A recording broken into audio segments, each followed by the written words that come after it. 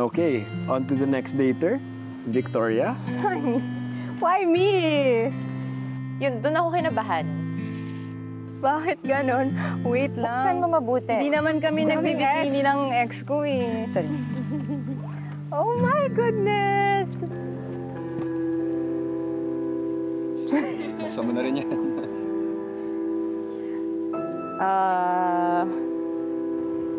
Shucks, hindi ako ready talaga mag-open up sa mga ganon. Hindi ko alam bakit. So, eto, wala lang. Victoria, pwede ba namin tanungin? Why beer? No, why beer and what made you fall in love? Sorry. Okay, why beer? Because nagkaroon siya ng bar sa LU na nung kami pa, napuntahan ko nang ginagawa pa yung bar. Pero since nga nagkaroon ako ng, parang hindi kami naging okay towards the end, hindi ako naging present na girlfriend siya rin. So medyo naging source of conflict namin yung na parang hindi kami present sa lives ng isa't isa. Ano nag-trigger ng breakup? Nag-trigger ng breakup, may mga, yun nga, may internal struggles ako. May time na nahihirapan na talaga ako sa mental health ko. Hindi ko masabi sa family ko, hindi ko masabi sa friends ko. Hindi ako ganon, hindi ako ma-share.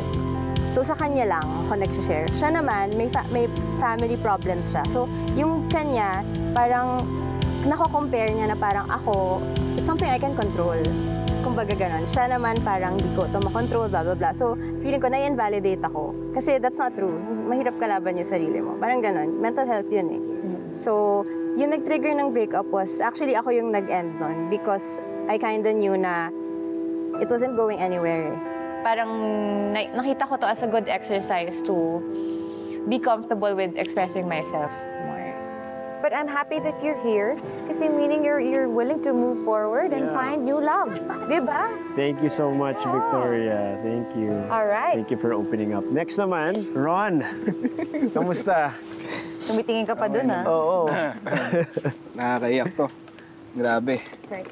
Oo nga. Dapat umiyak kami, ha? Ha? Alam mo to, tol.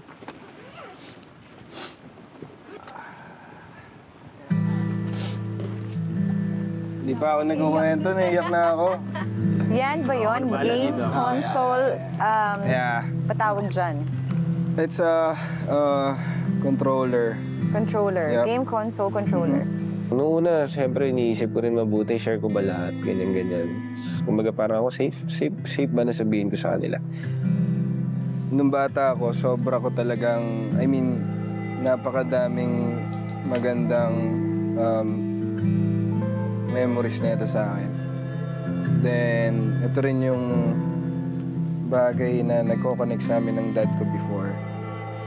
Tapos, ito yung bagay na ibigay sa akin ng ex ko.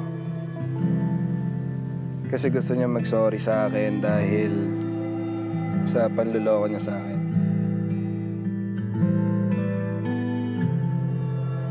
Siya yung girl na nakasama ko talaga during those time na sobrang talagang sobrang down ako. Then nalaman ko na lang na habang kami, sila pa rin pala nung ex niya. Oh my God! Then, nagsasorry siya paulit-ulit pero ako kasi parang hindi ko na kaya yan. Nagtira na ako for myself. So, alam niyang gustong-gusto ko to. Then parang pinadala niya sa bahay ko, iniwan niya sa labas ng gate. Then, isang box yun na puro sorry, puro explanation and everything. Pero hindi ko pinansin. Hinayaan ko na lang. Iniisip ko din kung it's a good thing for me ba or it's bad.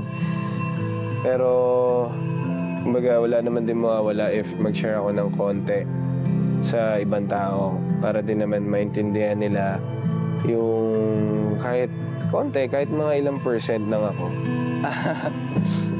Isa lang yung na-realize ko doon. Lahat ng bagay kasi may katanungan eh. Lahat ng bagay may rason. Pero hindi lahat ng tanong or ng bagay kailangan natin sagot.